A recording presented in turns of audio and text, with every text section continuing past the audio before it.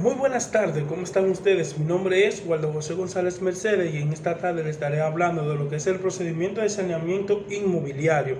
El concepto del procedimiento de saneamiento inmobiliario está abarcado en el artículo 20 de la Ley de Registro Inmobiliario, que se define de la siguiente manera. Ese es el proceso de orden público por medio del cual se determine e individualiza el terreno. Se depuran los derechos que recaen sobre él y estos quedan registrados por primera vez. El sanear. El sanear no es más que el saneamiento de un terreno jurídicamente hablando, no es más que limpiarlo o depurarlo, legalizarlo, legitimarlo e individualizarlo los derechos que recaen sobre dichos terrenos. El saneamiento implica un conjunto de actividades técnicas y jurídicas, economidades y a obtener el registro del derecho de propiedad y de los demás derechos reales accesorios que pueden afectar al terreno mediante la celebración de un juicio oral, público o contradictorio frente a todo el mundo, es decir, ergo omnes, y sobre las cosas, es decir, in omnes. Como se puede observar, el concepto de sanear es mucho más amplio que el concepto de mensura, ya que el segundo necesariamente tiene que estar conteniente en el primero. ¿Quién puede iniciar un proceso de saneamiento? El proceso de saneamiento lo puede iniciar el Estado Dominicano a toda persona física o moral que reclama o posee un derecho sobre un inmueble no registrado. En el proceso de saneamiento se requiere el Ministerio de Abogados, salvo que la misma técnica y jurídicamente se torne litigiosamente. Las profesiones frente al saneamiento y las pruebas de las posesiones y los actos de poseer el saneamiento abarcan el artículo 21 de esta ley, reproduce casi íntegro la decisión del artículo 22-29 del Código Civil establecer que a los fines que el saneamiento hay posiciones cuando una persona tiene un terreno bajo su poder, ha titulado de dueño o aporte otro que ejerce el derecho a su nombre.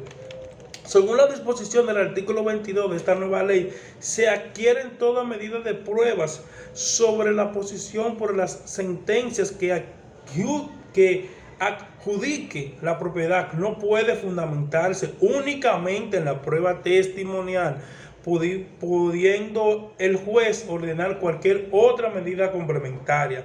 A los fines del saneamiento, hay posiciones cuando una persona tiene un terreno bajo su poder, a título de dueño o por otro ejercer el derecho en su nombre, para que la posición sea causa de un derecho de propiedad.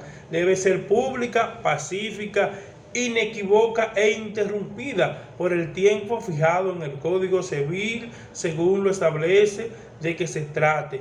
También reproduce en el artículo 4 de la ley de la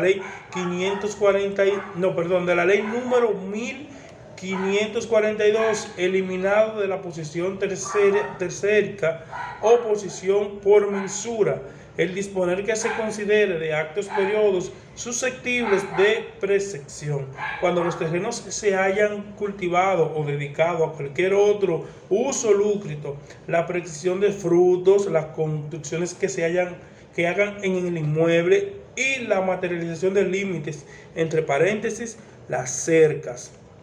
También podemos ver las etapas del procedimiento de saneamiento. En el artículo 24 de la Ley de Registros Inmobiliarios establece que el proceso de saneamiento habla de 3 etapas. Una, mensura para el saneamiento, como hablamos más arriba. 2, el proceso judicial de saneamiento. Y la número 3, el registro inmobiliario, que es muy importante. También podemos ver que el procedimiento de saneamiento son las 2 obligaciones esenciales del vendedor, son la de entregar las cosas y la del saneamiento. La obligación de saneamiento comprende el saneamiento por evicción y el saneamiento por visión oculto, es decir, no hay saneamiento y evicción, sino que aquel que se es el género obligaciones de saneamiento y es tal especie por evicción. Una de ellas, porque hay otra por vicios ocultos. La obligación de saneamiento significa que el vendedor está obligado a proporcionar al comprador la posición pacífica y las características aparentes de las cosas entregadas. Ahora hablaremos un poco de lo que es la obligación por evicción, que no es más que un acto que acarrea por el comprador la privación de la propiedad de las cosas compradas, que pasa a ser propiedad de un tercero como consecuencia de una sentencia judicial firme en virtud de un derecho anterior a la compraventa. Hay dos tipos de clases de evicción, que son evicción parcial y evicción de cargas o agravantes. La evicción parcial no es más que aquella que se produce cuando el comprador pierde una parte de las cosas vendidas y dicha parte en relación en el todo es de la tal importancia que sin ella no hubiera comprado. Asimismo, se produce cuando se vende o se evidencien dos o más cosas conjuntamente por un precio alzado, constando claramente que el comprador no habría comprado la una sino la otra. La evicción por cargas o agravantes no son más que aquellas que son las que si la finca vendida estuviera grabada sin mencionar las escrituras con algunas cargas o servidumbre no aparente de tal naturaleza que deba presumirse no lo habría adquirido el comprador si la hubiere conocido.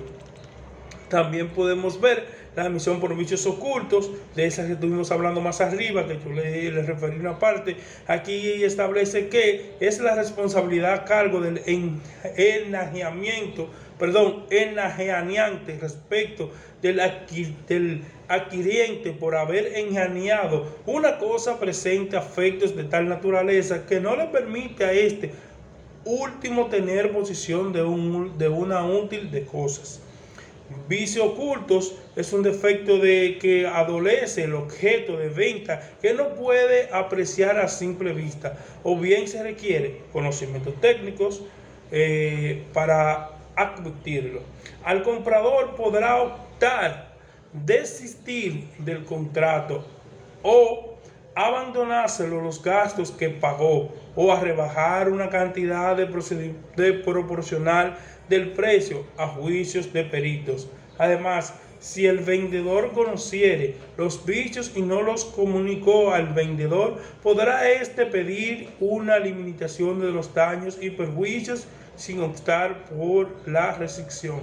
Hasta aquí mi exposición. Ha sido un honor y un placer. Esperemos vernos más pronto. Gracias.